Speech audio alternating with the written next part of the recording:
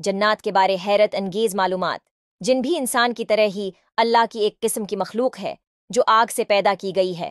بنی آدم یعنی نوع انسانی کی طرح ذی عقل اور ارواح واجسام، روح و جسم والی ہے۔ ان میں توالد و تناسل بھی ہوتا ہے، یعنی انسانوں کی طرح ان کی بھی نسل بڑھتی اور پھلتی پھلتی ہے، کھاتے پیتے ہوئی ٹمٹے ہی کیا نہیں بس چلا رہی ہے، کیا نہیں سریں چلا رہی ہے، چاہتے ہم سم پیڑے کار پہ نیران کے پاس فچا کے بنے فاچے تھی نہیں کیا سانک بھی ہیں اور فاسق بھی۔ البتہ ان میں فاسقوں بدکاروں کی تعداد بہ نسبت انسان زائد ہے۔ شریر جنوں کو شیطان کہتے ہیں، ان سب کا سرگنا ابلیس ہے، جو کہ سب سے پہلے جن مارج کے پوتے کا بیٹا تھا۔ ابلیس نے حضرت آدم علیہ السلام کو غرور میں آ کر سجدہ کرنے سے انکار کر دیا تھا اور حکم خداوندی کی نافرمانی کی تھی، جس کی وجہ سے راندہ بارگاہ الہی ہوا اور ہمیشہ ہمیشہ کے لیے مردود کیا گیا۔ قیامت تک کے لیے اسے مہلت دی گئی، اور اسے اس قدر مہلت دینا اس کے اکرام کے لیے نہیں بلکہ اس کی بلا شقاوت اور عذاب کی زیادتی کے لیے ہے۔ ابلیس کی طرح اس کی ذریت بھی مردود ہے۔ یہ سب شیاطین ہیں اور انسانوں کو بہکانا ان کا کام ہے۔ طرح طرح کی ترکیبوں کے ذریعے نیک کام سے روکتے اور برے کاموں کی طرف ترغیب دلاتے ہیں۔ خدا کے نیک بندے ان کے مکروہ اغواہ میں نہیں آتے بلکہ لاحول بھیج کر نیک کاموں میں مصروف رہتے ہیں، لیکن جو ان کے بہکائے میں آ جاتے ہیں وہ آخر کار گمراہ ہو جاتے ہیں۔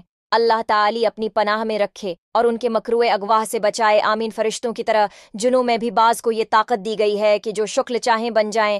حدیثوں سے ثابت ہے کہ ان میں کسی کسی کے پر بھی ہوتے ہیں اور وہ ہوا میں اڑتے پھرتے ہیں، اور بعض سانپوں اور کتوں کی شکل میں گشت لگاتے پھرتے ہیں، اور بعض انسانوں کی طرح رہتے سہتے ہیں، لیکن اکثر ان کی رہائش گاہ بیابان یا ویران مکان اور جنگل پہاڑ ہیں۔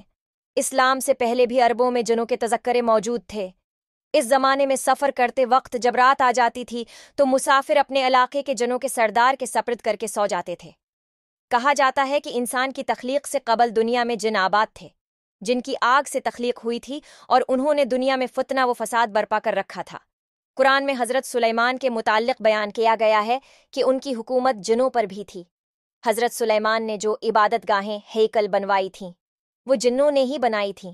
صحیح حدیث میں ہے کہ ہر انسان کے ساتھ ایک ہمزاد شیطن جن ہوتا ہے۔ ہمزاد جن ایک قسم کا شیطن ہے۔ وہ شیطان کے ہر وقت آدمی کے ساتھ رہتا ہے۔ وہ مطلقاً کافر ملونی ابدی ہے، سوا اس کے جو حضور اقدس صلی اللہ تعالی علیہ وآلہ وسلم کی بارگاہ میں حاضر تھا، وہ برکت صحبت اقدس سے مسلمان ہو گیا۔ صحیح مسلم میں۔ جنات کے بارے میں مزید معلومات کے لیے اسلامی کتب کا مطالعہ کریں۔ حکیم افتخار حسن ریونڈی، افتخار ٹی وی 2۔